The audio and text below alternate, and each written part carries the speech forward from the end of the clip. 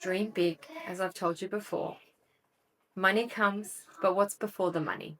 What's going to make you happy so that you can then be happy making money and serving your family and serving other people in the way that you want, not in a sacrificial way that you've been doing all along, because that's what I was taught to. I absolutely love what I'm doing.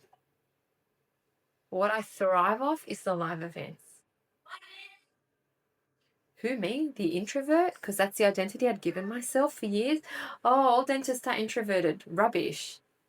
Someone labeled you one day. Like someone labeled me as a great problem solver, and I took it through my whole schooling life, and I thought I got to solve the world problems because that's what someone said I was good at. And now in my 40s, and my late 30s when I started, I have had to discover, and I'm here to help you discover, what is it you actually are good at and what is your life's mission and purpose. I don't know. That's my biggest mission here, to help you find your mission too. This is my mission. This is how I help, imparting my knowledge, imparting my experience and my insights. Because you may not have anyone else in your life who does that. Actually, they try to hold you back and rein you back in because they're deeply uncomfortable, because they wouldn't even imagine what you are even thinking about. How dare you think outside the norm? How dare you break the cycle that your family's been through? Heck, there's got to be one cycle breaker. It may as well be you. Let's stop the video. Welcome to my world. I'm Vicky Samios, and I help high performers share the identity that was given to them. And so I help them find themselves. So if that's you and you're wondering why you've got everything, but you feel like you've got nothing, this is the place for you. Subscribe to @Vicky Samios. And if you feel a calling and you think I can help you, go to applyformentorship.com. I can't wait to meet you. Heck, there's got to be one cycle breaker. It may as well be you. So take that on you, and I want you to be that cycle breaker. Because if you don't, someone else will. And I want you to be remembered, like I'm going to be remembered as the woman who did something different and created a completely different future for the generations to come. That's me. That's you. My wake-up calls have come several times. I'm just even thinking. Wake-up calls. I've seen my grandma have a stroke when I was studying pharmacy. And it was just me and her. Everyone else was out of Sydney.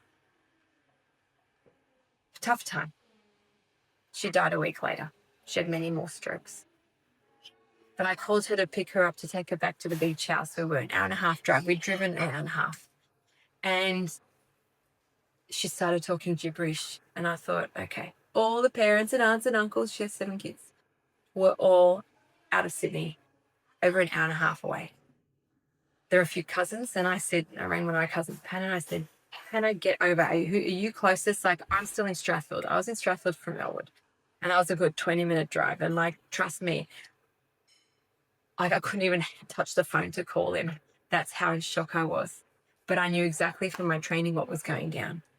And when we went to her, he went to her, jumped through, broke a window, jumped in because the front door was locked. I had asked her to open the door, but she was coherent, but her language had gone. And then she was holding her weeds and her knife. All the woman was doing was gardening. And it was her time. And that was a little wake-up call. It should have been a big one. Because then all the funerals started. Then it was just before that my grandpa had died.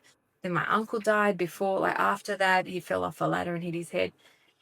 Life's too short, okay? And even last year with Billy, we nearly lost Billy. Unconscious, then seizing. I thought I lost my son, and I spoke to God and I said, God, do not take him. You're not taking him from me. This is not his time. He's got a lot to live for.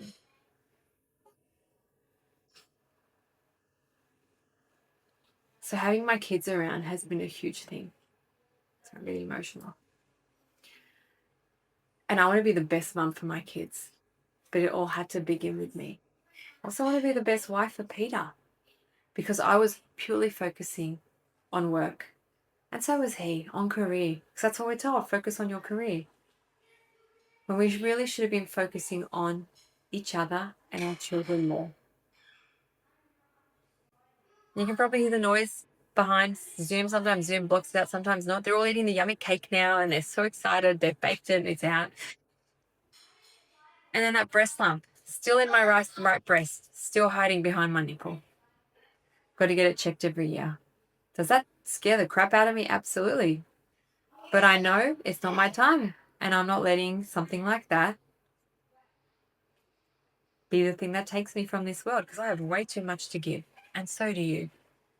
So this was 1 month after I turned 43. After we'd been through Billy's, this was May. Billy was May 2025, and this was 5 or 6 months later. And it was like, Vic, wake up. The life you're living is not good. The things you've been feeling, those little whispers, you need to listen to them before it's too late. And that was the moment I knew. That was the moment I knew we had to change things.